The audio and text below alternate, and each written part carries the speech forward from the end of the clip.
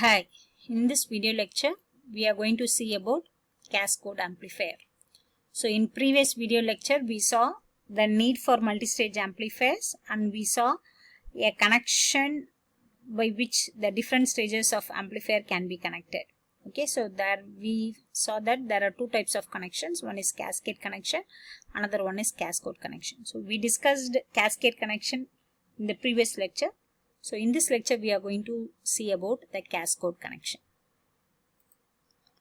So in case of your cascode connection, the input stage will always be either the CE stage or CE amplifier or it will be a CC amplifier.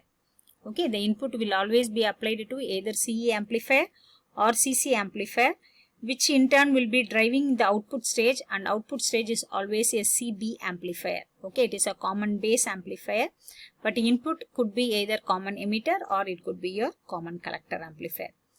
The advantages here will be the output impedance is better because at the output stage you are having it is common base, and common base has got better output impedance. Of all the three configurations, common base has got better output impedance, so therefore that will be the advantage. And even the frequency response is better because common base will act as a current buffer, so there the frequency response is going to be better. So now take a look at the cascode amplifiers which we have been given. So you can see here this Q1 transistor. So this acts as a common emitter amplifier. I have taken this as a common emitter amplifier because the output is from the collector.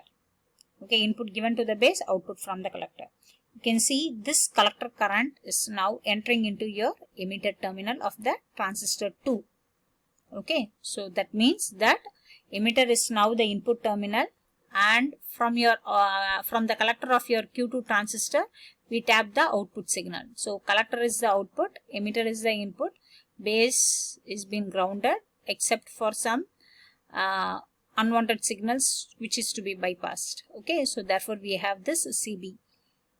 So base is being grounded, so this is a CB configuration, this is a CE configuration. So input is a CE amplifier, output is a CB amplifier. So this forms a cascode amplifier. Okay, so now we'll do the small signal analysis. For that, first we'll obtain the AC equivalent by removing the coupling capacitors and your DC bias voltage. We get the AC equivalent circuit. Okay, so RE is it is having a bypassing capacitor. So now this Q1, in case of your Q1 transistor, the RE will not have any role for your AC analysis because it is been bypassed by the bypassing capacitor. So it will act like a emitter terminal being connected to the ground. Okay, so now we'll replace the transistor with its hybrid pi model. So I have replaced the transistor with its hybrid pi model. So the first stage is as simple as we usually use to get it, but the second stage is common base amplifier. So base is been grounded and emitter is the input terminal. So collector of the transistor 1 directly drives the emitter of the transistor 2. So therefore I can write that IC1 is equal to IE2. Okay, and normally you can see here in this diagram the current flows from collector to emitter terminal. Since in case of your first amplifier, common emitter amplifier, the emitter is been connected to ground, so therefore it is been connected to the ground, but always the current source direction is from collector to emitter.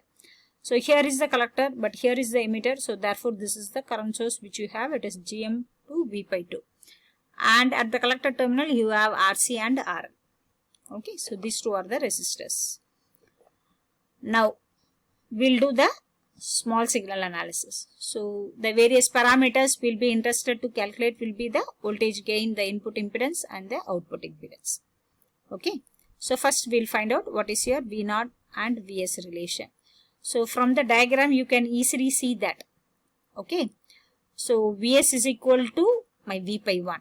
My Vs is equal to V pi 1 because these are all in parallel, the voltage going to be the same. So therefore Vs is equal to V pi 1. The drop across your R pi 1 will be equal to V pi 1. So Vs is equal to V pi 1. Okay, so next. So your V0. So what is your V0? V naught is the drop across this RC parallel RL, or the current through your IL. If you know that it is IL times RL. Okay, so the current through IL can be obtained by using the current division rule with this current source. So the current flows away from the node. Okay, it is going away from the node, not entering into the node. So therefore we take it as it is minus IL. It is minus IL times RL, which is minus GM2 V by 2 RC parallel RL. So now these two are the bias component and this is your transconductance. So the term to be eliminated will be my V by 2. So I have to establish this V by 2 in terms of Vs. So but what is your V by 2? V by 2 is the drop across this R by 2. So V by 2 will be equal to IB2 into R by 2. Okay, V by 2 will be equal to IB2 times R by 2. But what is your IB2? We know already the relation that IE is equal to IC plus IB. Okay, and IC is nothing but beta IB. Okay, so I can write that my IE is equal to beta plus 1 times IB, or IB is equal to IE divided by 1 plus beta. Okay, IB will be given as IE divided by 1 plus beta.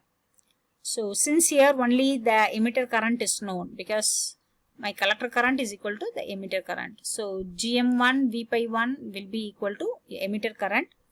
So V by 1, instead V by 1 we can write it as Vs. So this is your emitter current. So emitter current divided by 1 plus beta will be your base current. So that is what I have given. So it is IB2. IB2 is nothing but IE divided by 1 plus beta. Okay, IE divided by 1 plus beta. And what is IE? It is GM1 V by 1. Instead of V by 1, it is Vs. Okay, so here it's mistake. Beta 2 must be GM2. It should be R by 2. Not V by 2, it is R by 2. V naught is equal to minus GM2. So now substituting this V by 2 in this equation, we get it is minus GM2 RC parallel RL R by 2 divided by 1 plus beta 2 GM1 Vs. So substituting your beta 2, it is nothing but GM2 R by 2, and in numerator also you can see the term GM2 R by 2. So if you take GM2 R by 2 is going to be a greater value, then 1 plus GM2 R by 2, I can approximate this as GM2 R by 2. So denominator also you are having GM2 R by 2. Numerator also you will have GM2 R by 2. So those two will get cancelled. And your voltage gain is nothing but it is minus GM1 RC parallel RL. So this is as similar as that as your common emitter amplifier voltage gain. Because even in case of your common emitter voltage gain, you have it as GM times RC. Here we have included the RL. So it is minus GM1 times it is RC parallel RL. Okay. So voltage gain, it is depends on your common emitter amplifier. Next, the input impedance. You can look into the diagram. The input impedance, so seen by the source, is nothing but it is R2 parallel R3 parallel R pi. Okay, R pi 1. So out of all this, these two are bias resistors which are going to be very larger compared to R pi 1. So therefore we can write approximately your input impedance is R pi 1. Okay, next. Your output, next we have to compute the output impedance. So to compute the output impedance, we make Vs is equal to 0. When Vs is been shorted, your V pi 1 is equal to 0. When V pi 1 is equal to 0, this is now a current source of 0. That means this is an open current source. This is an open current source and your V pi 2. Because IC1 is equal to IE2. When IC1 is 0, IE2 will be 0. When IE2 is 0, IB is 0. So therefore your V pi will be 0. Once this V pi 2 is 0, this is also 0. So therefore this is RC parallel RL. So from here, from the output terminal, when the impedance is being viewed, the impedance will be RC parallel RL. Okay, so that is your output impedance. But we know that we have studied in the early effect in case of your common base configuration. the early effect, the R naught is finite and it is a very large value. Okay, so here you can see that I have not used this R naught because that will lead to again a complex analysis, because here also I have not used, in the first stage also I have not used R naught, in the second stage also I have not used R naught, because I want to do the analysis simple. Okay, so I have just ignored the R naught. Okay, ignoring doesn't mean that it is of a very small value. Okay, I have not taken that into consideration because that makes me the analysis complex. Okay, but if at all you felt that the R naught to be included, then R naught will be of a finite highest value. Okay, so then all of them will become in parallel, so therefore your output impedance will be naturally a higher one. And this is the textbooks I have referred. Okay, so Donald A. Niemann and Robert Boylston.